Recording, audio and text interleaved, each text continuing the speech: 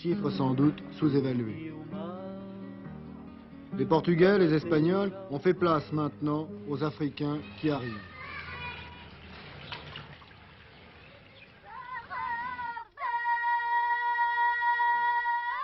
« 70 000 selon les estimations. Les Algériens, dont le contingent résulte d'accords bilatéraux entre les deux gouvernements, sont 750 000 en France. Le nombre des arrivées est en diminution. Toutes ces populations étrangères ont été le plus souvent parquées dans des bidonvilles ou dans des quartiers insalubres, malgré les efforts des pouvoirs publics, à l'exception de certains foyers, d'ailleurs souvent surpeuplés, ils vivent dans des conditions de logement inhumaines.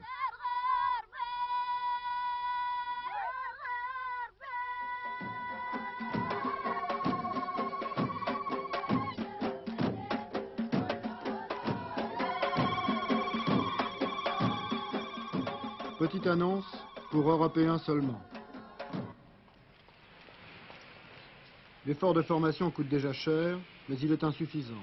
Selon le ministère du Travail, 70% des immigrés sont sans qualification, ce sont des OS. Nos routes, nos autoroutes, c'est eux. À l'usine, la chaîne, c'est eux également, à 70 ou 80%. Les jeunes Français ne veulent plus y aller. Ils remplissent des emplois divers de nettoiement, de domesticité. Les éboueurs, c'est eux, souvent.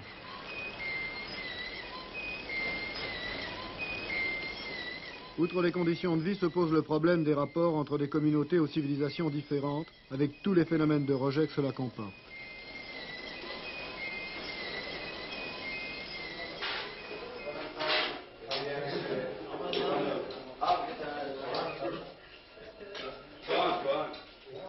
Ghetto matériel et culturel,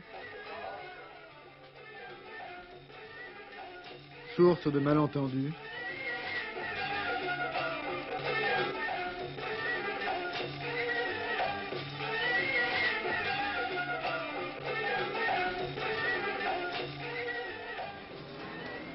ou de racisme.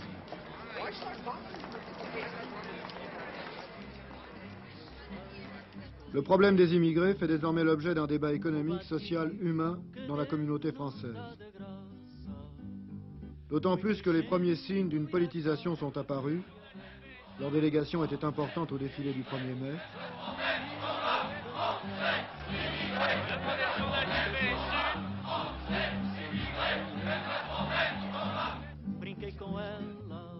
Les grèves de la faim se multiplient.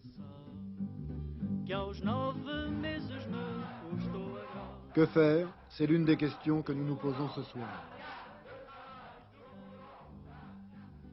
Morreu minha mulher, não lhe achei graça, e menos graça ao raio do dinheiro, para o enterro que o prior não vai de graça.